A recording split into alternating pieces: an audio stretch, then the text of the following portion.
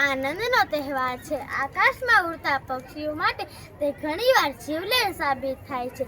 આપણે પક્ષીઓ માટે થોડીક સાવચેતી રાખવી જોઈએ।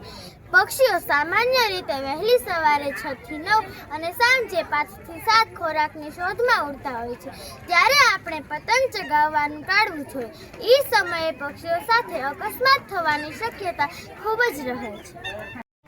ચાઇનીઝ દોરી પર પ્રતિબંધ હોવાથી તેમનો ઉપયોગ ટાળો, કારણ કે તે જલ્દી તૂટતી નથી અને પક્ષીઓની પાંખો કે ગળું તરત જ કાપી નાખે છે।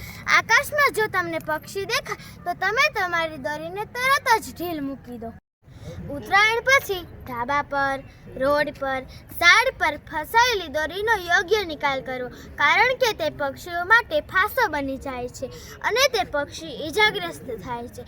જો તમને ઈજાગ્રસ્ત પક્ષી મળે તો તમે પક્ષીઓને બચાવવા માટે કરુણા અભિયાનના હેલ્પલાઇન નંબર 1962 પર ફોન કરો।